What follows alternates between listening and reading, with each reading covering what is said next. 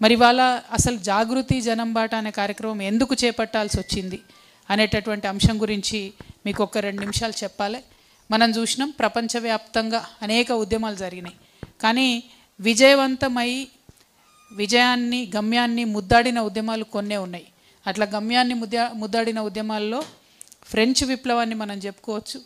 స్వేచ్ఛ, స్వాతంత్రం, స్వేచ్ఛ, సమానత్వం, సౌభ్రాతృత్వం అనేటటువంటి నినాదంతో ఆనాడు ఫ్రెంచ్ ఉద్యమం సాగింది. తర్వాత తెలంగాణ ఉద్యమం నీళ్లు, నిధులు, నియామకాలు అనేటటువంటి నినాదంతో సాగింది, గమ్యాన్ని ముద్దాడింది.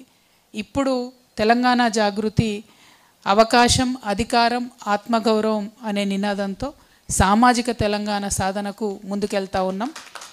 అవకాశం, అధికారం, ఆత్మగౌరవం అంటే వచ్చేటటువంటి అన్ని అవకాశాల్లో అందరికీ వాటా ఉండాలి, అధికారంలో అందరికీ వాటా రావాలి, ఆత్మగౌరవంతో కూడినటువంటి అభివృద్ధి జరగాలి అనేటటువంటి నినాదంతో ముందుకెళ్తాం. అదేవిధంగా సమానమైనటువంటి అధికారం.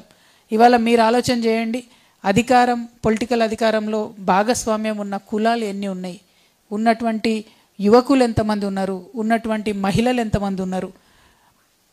ఎక్కడ చూసినా మహిళలు 5% అబవ్ లేరు. ఒక లోకల్ బాడీస్లో అంతకుముందు వచ్చినటువంటి రిజర్వేషన్ వల్ల 50% వచ్చిరు తప్పితే ఎమ్మెల్యేలుగా, ఎంపీలుగా, చైర్మన్లుగా, ముఖ్యమైనటువంటి కీలక నిర్ణయాలు తీసుకునే దగ్గర మహిళలకు భాగస్వామ్యం లేదు. కీలక నిర్ణయాలు తీసుకునే దగ్గర యువకులకు భాగస్వామ్యం లేదు.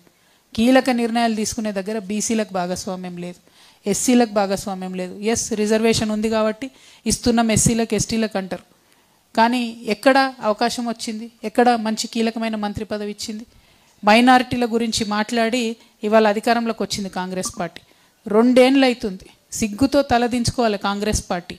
మైనారిటీ మినిస్టర్ లేనటువంటి మొట్టమొదటి ప్రభుత్వం ఇది ఉమ్మడి ఆంధ్రప్రదేశ్ చరిత్రలో. ఎస్టీ లంబాడా లేనటువంటి మొట్టమొదటి మంత్రివర్గంలో లేనటువంటి మొట్టమొదటి ప్రభుత్వం కాంగ్రెస్ ప్రభుత్వం. సో ఇందుకోసమే సామాజిక తెలంగాణ రావాలంటున్నాం.